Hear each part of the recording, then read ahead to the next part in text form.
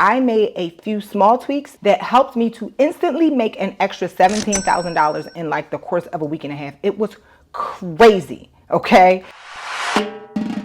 Hey family, I'm Nicole Purvy and welcome to the very first episode of the God Goals and Money Show. Yes, you heard that right. $17,000 in just a week and a half. In this episode, I'm going to tell you everything about this new morning routine. I'm going to share the 3 books that I read that sparked these small changes, including the stuff in the books, so you don't actually have to read them. I'm going to walk you through a productivity spreadsheet and a new system that I created that will help you to take control of your business and your time. And you're going to get access to this magical spreadsheet for free. Yes. I'm even going to show you 3 exercises that I do that actually helps me be more productive in my business. I know that sounds crazy. And guess what? It makes my butt bigger because without them, my butt is flat as a board. So again, welcome to the God Goals and Money Show. Let's hop right in.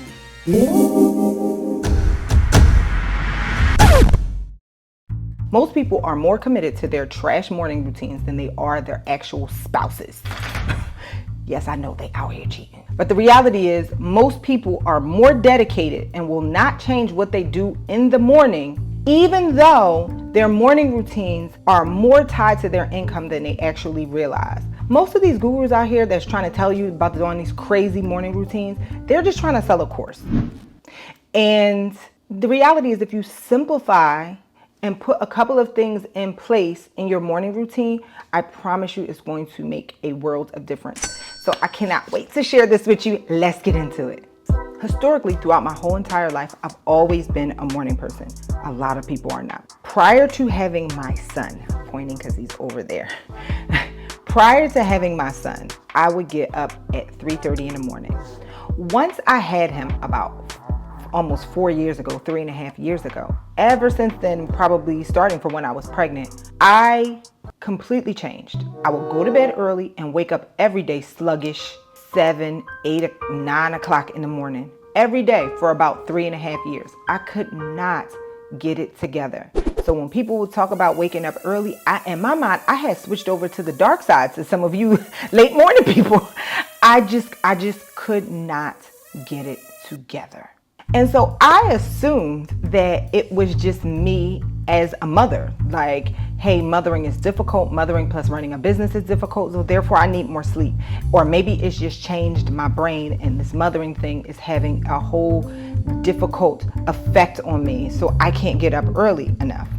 Until I went home to Philadelphia for 2 months and I realized it had nothing to do with being a mother. Me waking up late had everything to do with the fact that I turned into this lazy person. Okay. So for the first 2 years, we need 2 years, about 2 years to heal from having a child. And so for the first 2 years, I truly believed that my body was healing.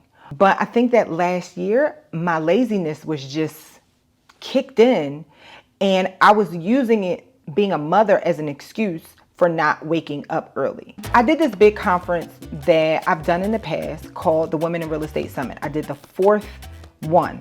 I had planned the conference from here in California. As we were getting close to the conference, it was just like, hey, I need to go home because certain things need to be done in Philadelphia. And out of necessity, because it was just me, no nanny, the cold, and this conference. And so in order to accomplish all the things that I needed to accomplish, I had to start getting up at 4:30. And I pulled it off. It was great, okay? The other thing that I realized too was I thought that my productivity as a person had slowed down because I had a kid. I realized that me being a mother did not reduce my productivity. My productivity was reduced because of me. My productivity was reduced because I had a trash morning routine. Okay? When you don't have a nanny and you're ripping and running, the only time you can get stuff done, you are forced to wake up at 4:30. Now, waking up at 4:30 does not mean you have a good morning routine. I'm just taking you on the journey of how we arrived here. One of the things that helped me open my eyes as to how important it is to wake up really early is Proverbs 31. There was just one line in Proverbs 31 that just kept ringing to me during this time. So for those of you who are not familiar, Proverbs 31 is a chapter in the Bible where King Lemuel, his mother, is telling him how to choose a good wife. And the majority of the chapter, she is outlining what she is telling her son, the king, about finding a good wife. She's describing this woman. And one of the things that she says about her is that she wakes up while it's still night outside. Now, am I telling you that you have to wake up at 4:30 in the morning? I'm not. I used to, when I was on the dark side, you late morning people, I would laugh when people would say, you gotta wake up really early in the morning. Here's the scientific proof about why I think you should try it. In the morning at certain hours, when you wake up and you get to it, your brain has a certain amount of chemicals, hormones that allow it to operate in this really optimized state. So if you can get to work in the capacity that I'm about to share with you in this video, while you're in this state with these certain chemicals, you can optimize yourself as well as your work. Okay, so you should wake up early. Okay. Now at this point, I realized that it's not my son that's keeping me in the bed and not productive. It's me. Now, I thought in my mind that I would go back to Philly, work really hard on this conference, get up early in the morning, go back to the dark side of not getting up early in the morning when I got back to California. But once I realized that it wasn't me having him that made me not productive, I realized that it was me. I wanted to stay the same.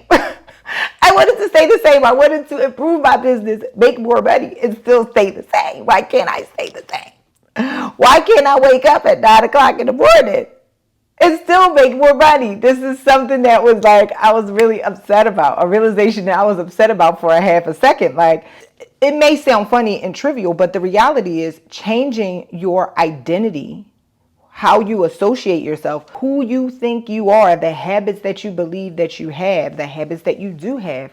Changing your identity is not easy. I had to realize that I had to go back to being this morning person again. Again, remember, keep in mind, for the past 3 years, I've been laughing at the people online saying, get up at 1:47 in the morning. I'm laughing at them.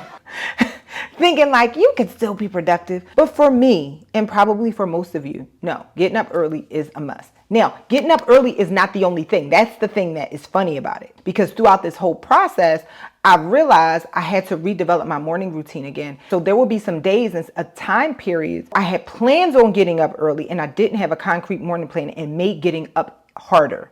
I was not excited to get up in the morning. One of the things that is very powerful about this strategy that I'm going to share with you is it makes you excited to get up in the morning. You feel boom, when I hit the ground, demons tremble. Boom, when I hit the ground, it's on and popping. So I had to change my identity.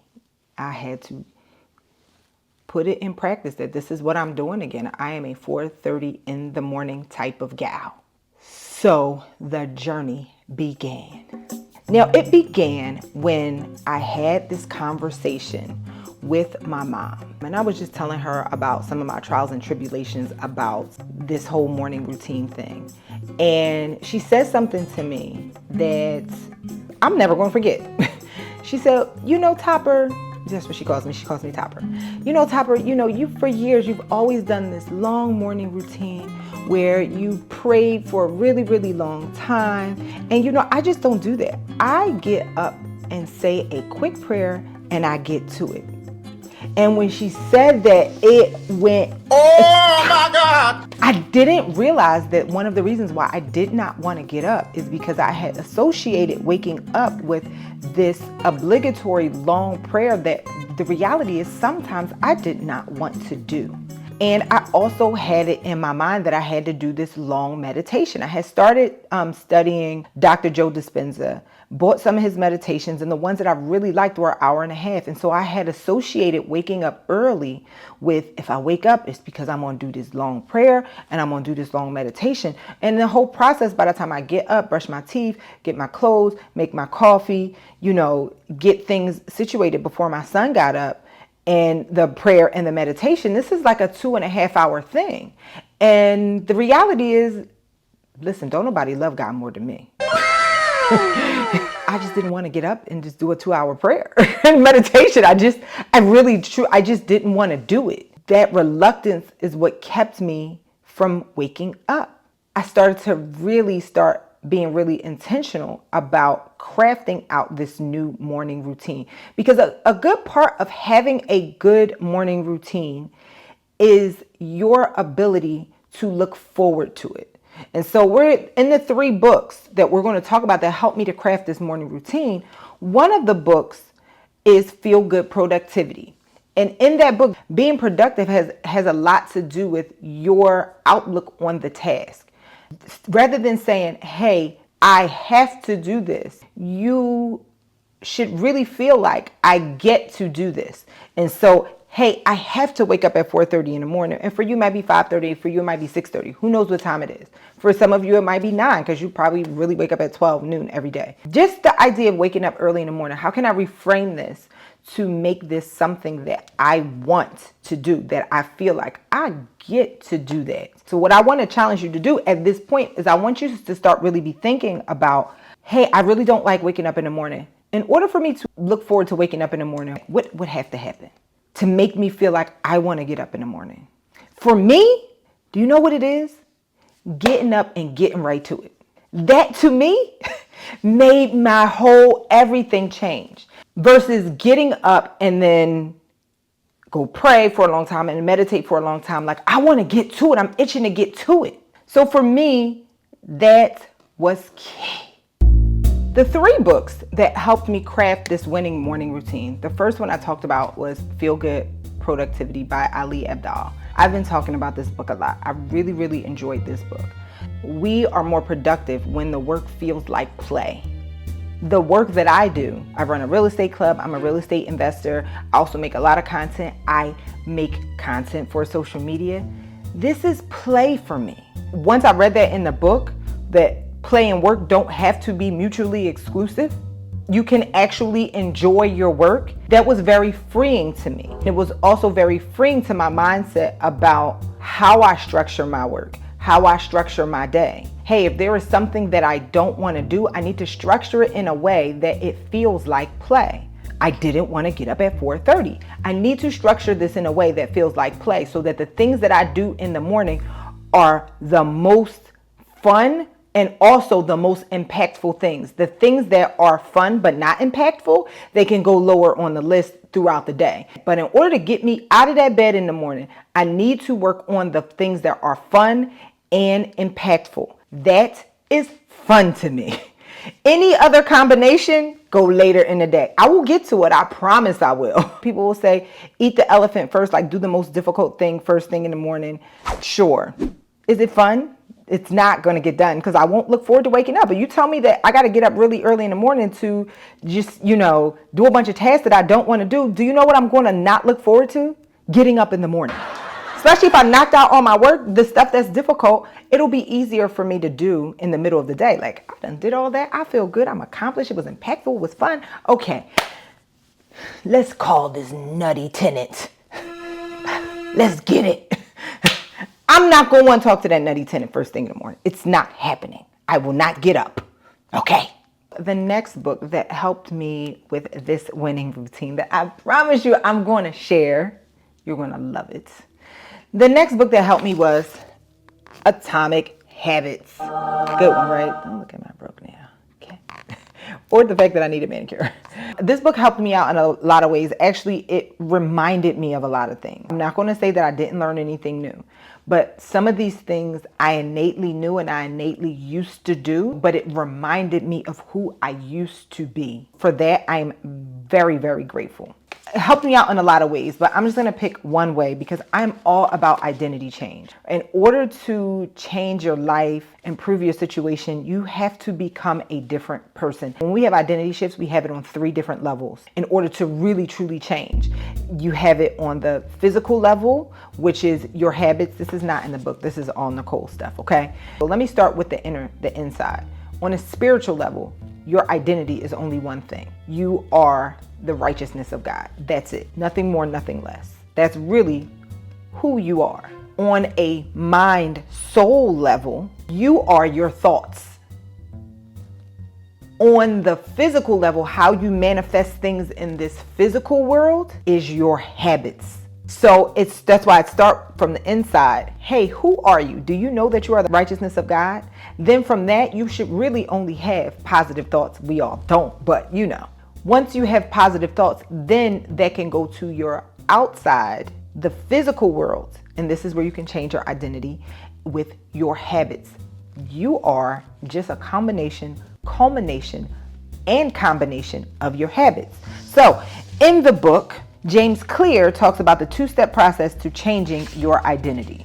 He's oversimplifying. I gave you the real deal answer with the three levels, but this is very helpful as well. Decide the type of person you want to be. Prove it to yourself with small wins. Which brings me to my winning the Nicole Award of all things Nicoleness, the Academy Nicole Award. My award-winning morning routine. It starts off with dailies.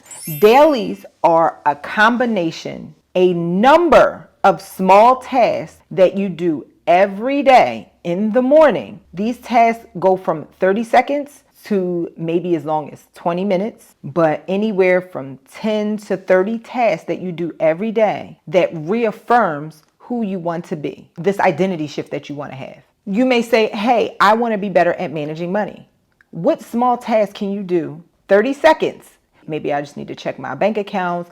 Maybe I need to move money to my savings every day if you have daily income like I do. What are the small things that you can do to reaffirm that? In all the areas that you want to change, all the areas that you want to improve in your business. I'm going to show you how dailies work. It's going to change everything. So if I tell you, hey, instead of waking up in the morning and doing these really dreadful tasks, what if you can wake up in the morning and do a bunch of tasks that are very easy, but reaffirm this new identity that you want to have?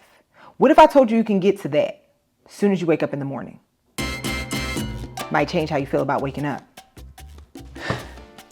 Okay, we're about to hop over to the computer and I'm going to show you these dailies and how they work. It's a really powerful productivity tool. Before we do that, I do need to lay some groundwork. We're going to talk about the 3 laws of daily. The first thing is, I'm going to talk about this a lot, is that there are really only 3 areas of business.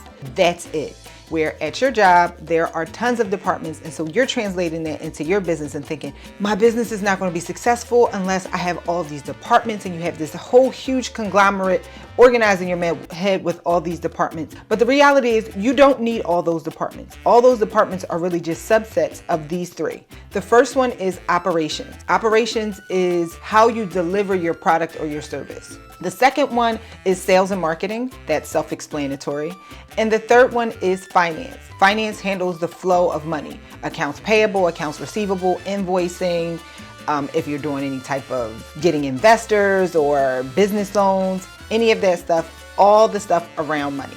Those are the 3 departments. Everything else falls under that. But once you understand that, then it makes this whole dailies thing make a lot of sense. Okay, so the next law that you need to understand about dailies is that your dailies collectively can last no longer than 3 hours. 3 hours max, even 3 hours is long. Mine takes about 2.5 hours, but 3 hours is too long because once you go past 3 hours, now that's just a work day. It's not like your dailies. The whole concept is that you have this set of things that you do at the beginning of your day so that you can then work on other projects that move the needle forward with or on your business on other parts of the day. And the last law of the dailies is you do them in order of priority, importance for the day or for the season. What do I mean by that? Every day, depending on your business, depending on your life, depending on your personality type, you may have different things depending on the day that are more important on that particular day. And so you have the freedom to rearrange, like, oh, okay, today, this particular daily that I have to do, I'm going to do it first because on this day, it's most important. So those are the 3 laws to the dailies. As long as we are in agreement with that, then let's hop right on and let me show you this really powerful tool that you didn't know that you absolutely needed to make a lot of extra money in your business. Okay, let's hop over to the computer. We're going to start here at this spreadsheet. Now, this looks very simple. So you're thinking, I'm going to create this myself. Don't worry. The second tab to this spreadsheet is where it gets juicy. But the first tab is just a brain dump. You are going to take your time and dump out everything that you think should get done on a daily basis within your business. Some of the things are going to be big. Some of the things are going to be small. Everything that you should be touching on in your business. Now, it gets a little bit more complex because I know you may be thinking, hey, I have a VA or I have a staff. What I want you to do is think about your work. And maybe it doesn't get complex. This is very simple. Think about the stuff that you need to do. And it could be, one of the things could be just reaching out to your VA or getting a spreadsheet or a checklist or whatever from them. So you have already, this is assuming you have a VA and you've already delegated things. If you don't have a VA, this will be a great foundation for you to start to establish things that you can hand off to your VA. All right. This is the first tab of the spreadsheet. I am going to do a fake brain dump that I've already done. And these are my actual dailies that I actually do. Okay. So these are my dailies. I've already listed them out. So let's come over to the other spreadsheet. I've already pre-filled it out. I took all of the dailies. Don't look over here just yet. I took all of the dailies and I dropped them into this spreadsheet. Now, let me show you how this spreadsheet is organized. Remember, I said every business has 3 areas of the business, okay? Sales and marketing, operations, and finance. I took each item in the dailies and I allocated it to the area of the business that it is. So my email blast, that you might be on my email list, you're getting my email blast, that's part of sales and marketing. 2 tasks, I try to think of 2 tasks that I'm going to do later in the day. I come up with the task in the dailies. 2 tasks that I'm going to do to make money today, to make money next week, to make money next month, and then 2 tasks that I'm going to do to generate leads. Then content plan, social media research, then move on to operations, check in with Irish, that's my assistant, member newsletter. I send out a newsletter that goes specifically to our members, plan the day. Then for finance, I write down today's financial goal, yesterday's goal, and then finances. I do profit first system. So money needs to be moved. I make money every day. So money needs to be moved. I like that money to be moved every day. In the profit first system, I think he has you move the money twice a month because it's probably assuming that some consulting businesses, they don't necessarily make money every day. No, me, I need to move that money every day. Okay. So then the next thing is I had some real estate to-dos. Now, let me go in very clearly and say that for me in the place that I am in real estate right now, I don't have a whole lot of daily things that I need to do on real estate. Okay. And then over here are on my personal dailies, things that I need to do on a personal level. Now you may be looking at this. This looks very confusing with the color coding, all that stuff. Let me explain. So first of all, you want to have a different column for each area of your business. 3-column subset for every area of your business. This template that you're going to get when you download it is in the description. This template has main work, like I'm assuming you have maybe another business. I have a lot of real estate investors, real estate, and then for personal. If you have another business, you want to duplicate this and insert another column with the 3 colors. Personal is always going to be just blue because personal, and I chose blue because it's very calming and whatever. The reason why personal is all blue and it's not broken out into all 3 is because a lot of times your personal stuff, the things that you want to do on a daily basis, is not necessarily, doesn't fall into these 2 categories. Could you say, hey, I have sales and marketing for my personal, operations for my personal, finance for my personal? Absolutely. You can probably do that. But for me, I like to keep it completely separate. And the color matters. It'll make sense in just a moment. If you have another business, what you want to do is make sure that you have an area for all 3. For all 3, you want to copy this, insert, and do another column for another business. If you only do real estate and you have a regular job and you need to do things for your regular job, if you are that vested in your regular job, you can swap this out for your regular work. Okay. Or if you just like, hey, my work is the work that I do at work, I'm not using this organization, this productivity tool for my regular work, cool, I don't care, but I want you to use this to further whatever your purpose is. If that's real estate, if it's your regular work, I don't care. The other thing I want you to think about as you are looking at this is these 3 columns. We are only working on dailies, but you're going to see other columns, weekly, weekly/monthly, or one-off projects. This daily system is a part of a 2-part productivity strategy. We're not going to cover the second part. The second part is building out your calendar for a week or for a month. And this is when the others come into play. But right now, we're only going to focus on the dailies. Okay. All right. So let's get into it. So you're going to take everything from the brain dump, and then you're going to put it over here in the proper column, in the proper section. If you need more area, you can always just go here and insert more columns if you need to, you have more orange that you want to do. Once you do that, then you're going to take each item and then just paste it into this column. Okay.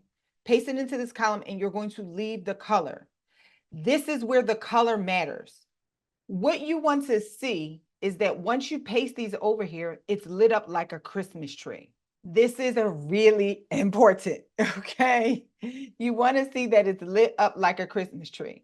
Like our boy Alex Hermosi says, if you're not getting the results in your business that you want to get, it's because you are not working on the right things. Most of the time, I'm going to tell you what the biggest issue that a lot of people have when I talk to my mentees, anybody that I'm coaching, every time we get to the nitty-gritty of it, is they are heavily, their day, their tasks, or the things that they work on throughout their day, throughout the week, is heavy in one color. Let me tell you what the most popular color is: orange.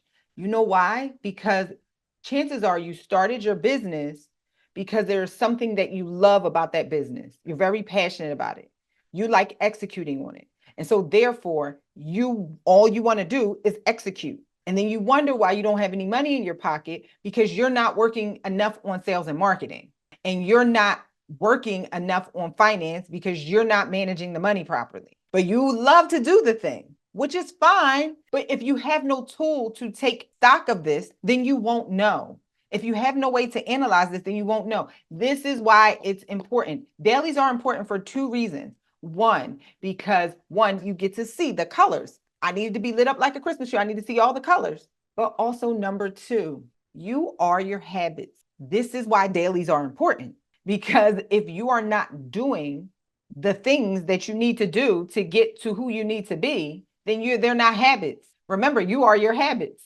So we're trying to make a habit out of the things that you need to do to be the person you need to be. You can't be that person unless you have the habits of that person. And habits are really, really made in the day-to-day. So this is why we do it every day. This is why it's important.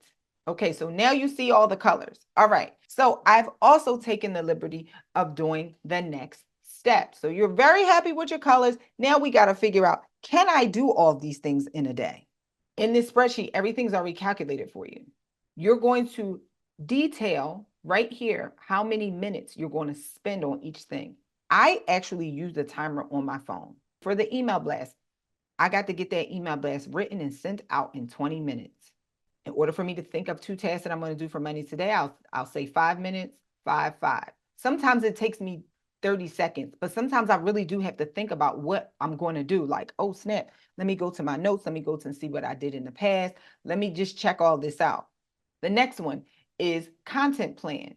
How long is it going to take me content plan? So on and so forth. I put everything down in the number of minutes.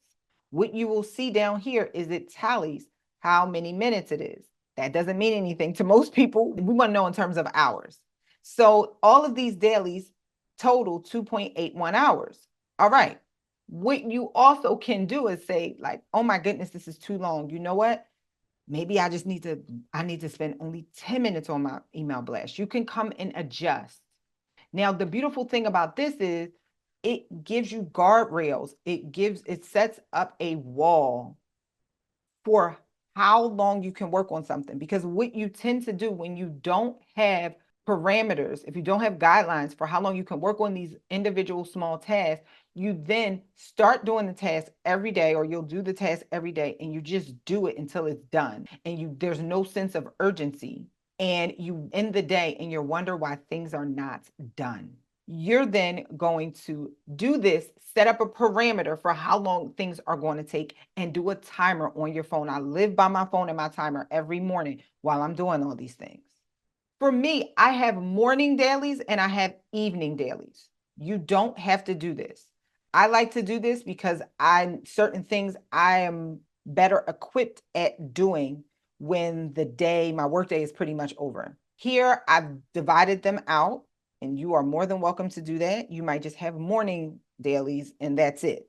You are more than welcome to do that. So I wanted to see how long it took me to do each and every one of them.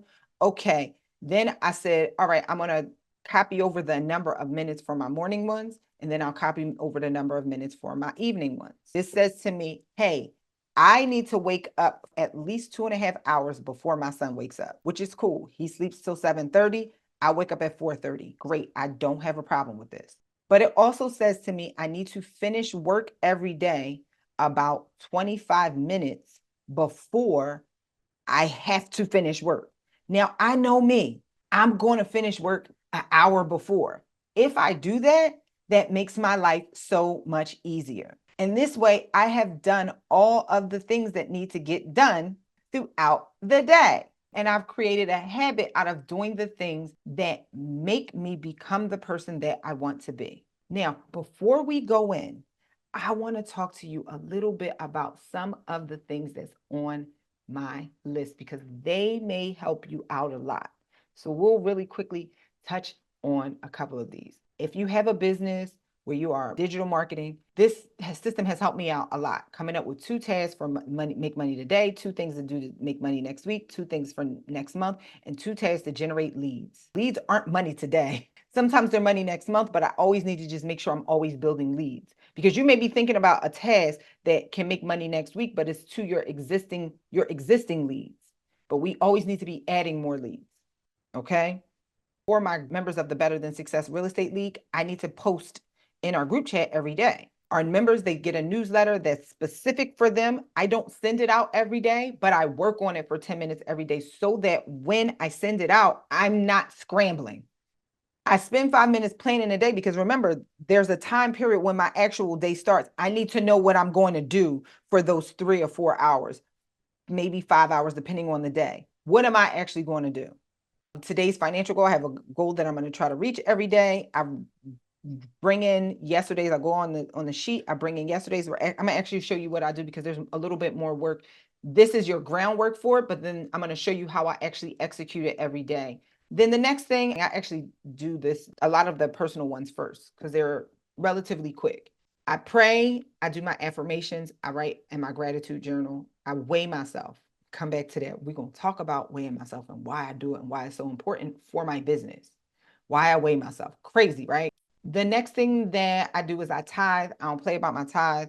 Then I write 20 minutes. We've talked about on this channel, I am transitioning into starting a media company. I am a TV and film producer, show creator. So I need to write every day. I can't create a show if I'm not writing it. Reading for 20 minutes. And then for this show, I need to vlog for 10 minutes, edit for 10 minutes, and time to think. Now, this next part, you don't have to do, okay? You don't have to do. But I take my dailies and I will paste them into the notes section in my phone. And my notes section in my phone is tied to my notes in my computer. So let's hop over there. Here are my dailies. I paste them here. Okay, just paste them here. That's it. The reason I have them here is I like to have them as a readily available place on my phone is sometimes I'm out and I might just be sitting and thinking and I want to adjust it. I need to just be able to do that there as well. So I have it on my phone so I know what's going on at all times. I can keep a pulse on what I'm doing on a morning basis. So let's hop over to my notebook so I can show you how I organize my notebook on a daily basis. Now, keep in mind, we just laid the foundation. This is not the stuff we're going to do. You know, we're not going to be looking at the spreadsheet every day. I'm going to show you how I execute on these things every day, and it may help you out a lot. Again, you don't have to do this next part. These are all personal things. Let's hop over to my notebook. Okay, so here is my notebook. I love notebooks, and I'm almost done this one. You see it's all beat up. I like it when it's beat up. I'm almost done this one. I feel so accomplished when I finish notebooks. Don't judge my nails. I've been really busy. They need to get done. Sorry. So the first thing I do is I will start off with the date. So we're going to put a date right here. Month, day, year, yeah. Okay. So I do the date. And then the next thing that I will do, remember I have my goal. So I'll do my goal. So I'll put $signs there. And then yesterday's actual. So this will be blank for the day because I go back the next day. I'll come to this page and write that number in. And if I hit my goal, I always put like a light star over the day. It has nothing to do with the dailies, but I'm just letting you know. And then I'll put my weight here. Again, we're going to come talk about this weight in a minute. Don't you go anywhere. I put my weight here. And then all my other to-dos, you know, the things that pop up that you need to do in life, you know, call a tenant, whatever the things are that you need to do. All right, so then here, this is what this is all building up to. I do my dailies. Now, I list out all my dailies here because there is something very powerful about crossing off completed tasks. So let's list them all here.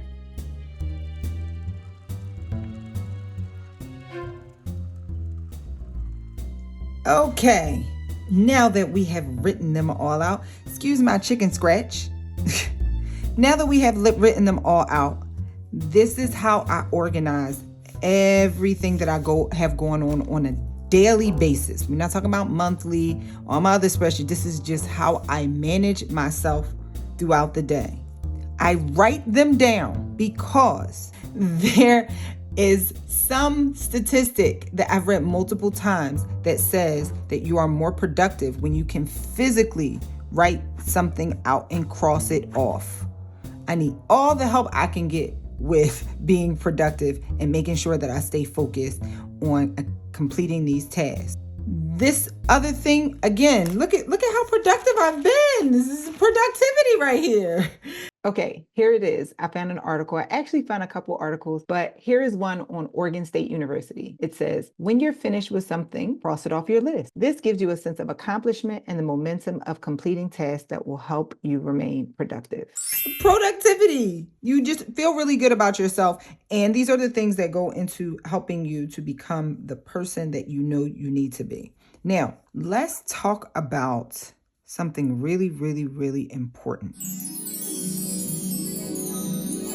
Why I weigh myself every day. Weight. Why do I include my weight in my dailies? Now you may be thinking, she seems pretty vain. She wants to look a certain way. Yes, I am vain, but that is not why it's on there. It's a good amount of the reason why, but it's not why. The next thing you might be thinking is, hey, I heard that there was a study that said that thinner people make more money. I've heard that study too. I'm not a scientist, nor am I a dietary expert. I know a lot about diet, but I don't know. I've heard that study, but that's not why I do it. You've also may heard branding, the thinner people get the better brand deals, especially if you're an influencer. I've heard that, I've seen that, I've noticed that as well, but that is not why I do it. Before I tell you why I do it, I want to say that I am no means body shaming anybody. I float between thin and chubby all the time, okay? Unfortunately. Got a lot of chubby people in my family, love them. I am no means body shaming anybody. But what I have seen is a study that suggests that high BMI, your body mass index, which is not a direct indicator of your weight. I just know where I like to be.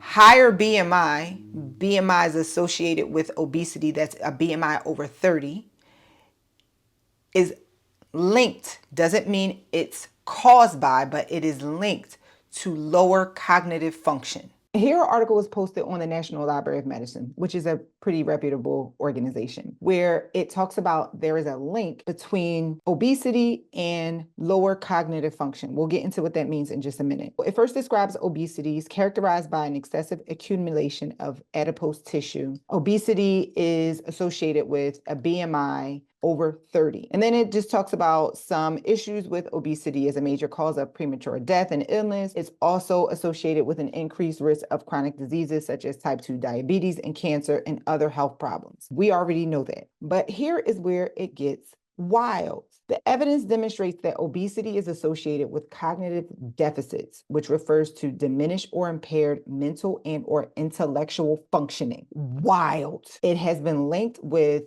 functional and structural brain change in neuroimaging studies and is associated with the risk of Alzheimer's disease. Then it goes on, cognitive function is defined as an intellectual or mental process whereby an organism obtains knowledge. They then say, if you're still fuzzy about what that means, it includes domains such as memory, learning, attention, executive function, information processing, psychomotor function, and language. This is wild. They have also said that BMI is not always a good measure of obesity because it doesn't take into consideration your body distribution and all the things. And they also even said that high BMI is not a lateral thing where it's just completely associated with eating, or completely associated with lifestyle, or completely associated with you. It is very, very complex. So they are on the record for saying that. But I can tell you what I have noticed about myself. Today, I can actually give you a perfect example. My birthday was just a few days ago. I went out and I ate some cake. And I ate a lot of cake. And I can tell you right now, today, I am not as sharp. I can see it in my appearance. I'm not going to go in there and be like, what are you talking about? Doesn't matter. I can see it. I can see it in my appearance. But most importantly, I'm not as sharp. Like this video that I'm recording right now, I literally recorded it like 6 times. And I normally can get something once or twice. So that has nothing to do with BMI. It has everything to do with my weight, how well I maintain my weight. It could also just be directly linked to sugar. But I can tell you right now, if I eat a lot of sugar, I'm going to be heavier. So I say all of this to say that I am not body shaming anybody, nor am I making a claim because I am not a scientist, nor am I relying all of my knowledge based off of this study, which admits that there may be some flaws in the study. I'll post a link to the study down below. But what I am saying is I have noticed within me that there is a direct link between my body mass index, which I try to keep under 26, and my weight, which I try to keep at around 167 or lower. I would love to be at about 155. There is a link between me not being at those places and me not being as sharp up here. I am performing excellent in my business when my weight is down, my BMI is down, and I can easily maintain that when I get on the scale every day. If I get on the scale and my weight is up a pound, or 1/10 of a pound, or a couple tenths of a pound, I know how to adjust. The scale will tell quicker than your clothes, because that's what a lot of people notice when they lose weight. Like, oh, this doesn't fit. Now, at that point, you've probably gained 10 pounds. Like, if you notice that your clothes don't fit, yeah, you gain 5 pounds. And that's way harder to lose than, oh, snap, I gained a half a pound. I gained 1 pound. I can check that immediately. So this is why I do it, so that I can keep more money in my pocket. Now, I want to show you a couple of exercises that I recently learned that helps to keep my body weight down, but specifically for a vanity reason. Naturally, I have a flat butt. I like to keep my butt round. It makes me feel a little thinner. Then there's another saying too, where they're calling people big back. I naturally have a big back, but I've learned a couple of very specific exercises that keeps my back smaller, my butt rounder, and my weight down. And we are going to go to the gym right now, and I'm going to show you those exercises.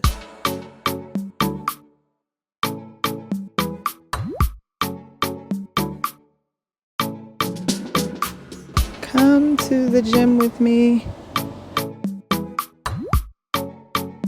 So, my gym. Cute little seating area over there. I'm going to go get changed and I give you a little tour, and then we're going to get right to those exercises. One of the things that I like about this gym is that there are 2 locations, and they're both really big. Let's take you over here in this room. There's a little room in there. Here go another room over here. So the South Bay in Southern California is in LA County, for those of you who don't know. Inside of it is what's called the beach communities, beach cities. Hermosa Beach, Redondo Beach, Manhattan Beach. I posted on a post on Instagram a while ago about the South Bay, and everybody was arguing about what made up the South Bay. Now, y'all bet y'all think that this is it. It's not. Wait until y'all see it, okay? And sometimes after my workout, I'll post up when it's a sunnier day outside. I'll post up over here, put these umbrellas up, get a spot, do a meditation. Wait, we're about to come to my favorite part.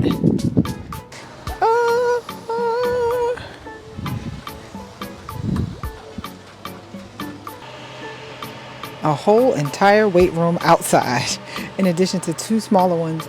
So I really, really, really love this gym. I do. I cannot describe it to you how much I love this gym. But this first exercise is really a part of my warm-up. And it's very simple. I'm going to do a lot of glute work today. So you should warm up your glutes with a nice warm-up exercise. So what you're going to need is one of these. This brand is called Hip Circle. Yeah, Hip Circle, I think is what it's called. It's really good. This is the large size. The resistance is strong. So you're going to take it, put it over your legs, right over top of your knees. Walk over here so I can get a good angle. And squat down, step over. I go 16 going one way, 16 going the other way. I don't know what number I'm on because I'm talking to you. 1, 2, 3, 4, 5, 6, 7, 8, 9, 10, 11, 15, 16. This is where you want to target the gluteus minimus and the medius. That's these muscles up here that gives you a nice round look. And it gives you the illusion of hips. This way when you never see people get BBLs, their hips look pointy. That's because the doctor put the fat in the hips, where the hip illusion really comes from this muscle back here. This muscle, and then when your waist is small. Right now my waist is not that small. It'll be better this next week though. All right, let me show you how to actually do this exercise, the form that you're going to do. This is real important. First things first is your feet want to be parallel, hips width apart, okay? Your feet have to be straight. What we tend to do sometimes is turn our feet outward when we do exercises like this, and that releases the activation of those top muscles. It makes you overwork this, and then it ends up giving you a flatter butt. So you want to keep your feet straight, and when you keep them straight, what it does is it kind of makes the workout go towards the heel, which then targets this up here. The next thing you want to do when you do this is real important. The workout comes from you pressing outward with your knees.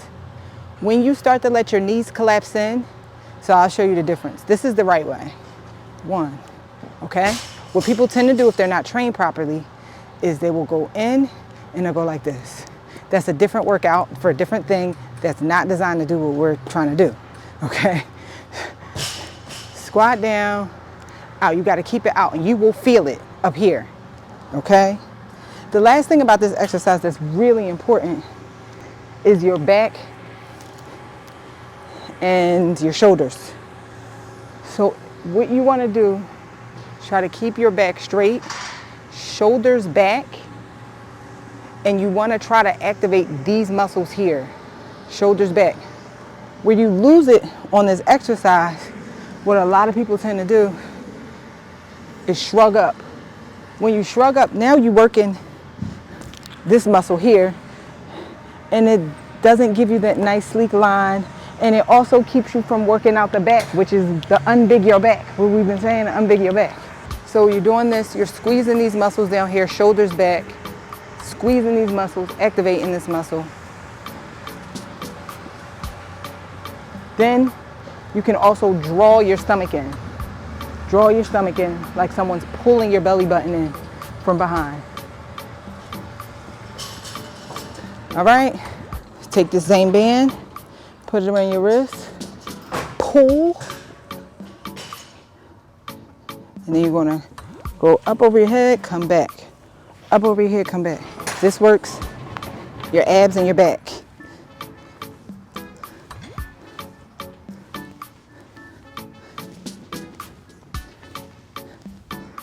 When you do this exercise, shoulders back, again, you're gonna work these muscles back here, activate these muscles to pull everything back and down. What I don't want you to do is hunch up, which you will probably do. Natural, hunch up and do this. The feet in the back, unbig your back. Shoulders down, back, press out. And then when you do it, you want to press out as much as possible. I had that cake and I actually had a bad week. So don't look at all this today, okay? I'll come back next week with some more exercises and you're going to see. Wait and see next week, okay? All right. Come down. Keep your shoulders down. 1, 2, 3. You should feel this in your abs, your back. Oh, that hurt. So this last workout can be done on the Smith machine. Smith machine looks like this, but it's the one, actually this is not the Smith machine. This ain't a Smith machine. That guy's using the Smith machine. So let me go do some other stuff and then hopefully my battery don't die and I can record it for y'all. We're gonna do some kettlebell swings. Definitely helps with this part of your butt, okay, and your back. So I like to look for 50 pounds, 53 pounds. I think this is it. 50 pounds. Now, most people do kettlebell swings wrong, but I'm gonna show you how to do them the right way. So I'm gonna demonstrate it first, and then we're gonna get it popping. Okay. Most people, when they try to do this by themselves, they have no idea what they're doing. So the first thing that you need to understand is your form. Your legs are just a little bit further than hips width apart. Make sure you keep your legs straight. It's always best to pick up your kettlebell like so. Pick it up from here. Now, most people think that the swing, that the actual workout is on the swing, like you're trying to swing it out. But that's not the actual workout. The actual workout is, once you get one swing out, you gotta push it back. Push it back. So your whole goal in the whole workout is to push it back. And you let it swing back up. Now, if you can't flick your wrist, then you're doing it wrong. So we push it back, flick, push it back, push it back. And so what you're really working is down here and here. The other thing that's important about your kettlebell swings is you want to make sure you try to keep this line from your butt to your head straight. So you're not bending over. All of this should be straight. So you're hinging your hips, you're pushing them back. That's another thing, is you're not necessarily bending over. You're pushing your hips back. I know it's a lot. The first time you do it, if you've never done this right, it will seem wrong. It will seem hard. It's a lot of things to remember. So remember, you're hinging. You keep everything straight from your neck to your head all the way down to your butt. You fling forward and then you push it back. You're trying to push it between your legs. That's the actual workout, okay? And then you're leaning back. You're hinging back, not bending over. It's a lot. But with practice, you get it.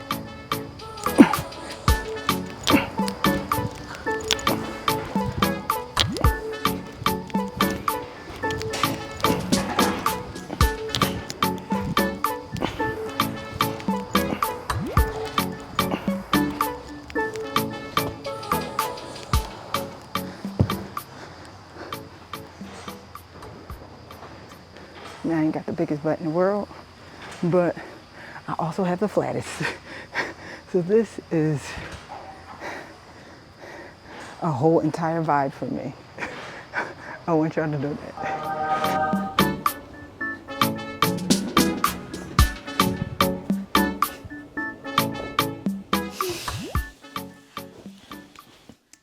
All right, now that you've seen my whole entire morning routine, including my dailies and my workout, all these things that I'm doing to improve my habits and my business. Joseph, you killing me. Okay, sit here and be quiet.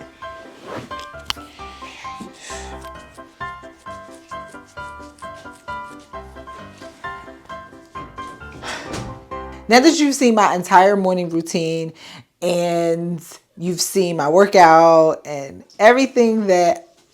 I think I have like her in here.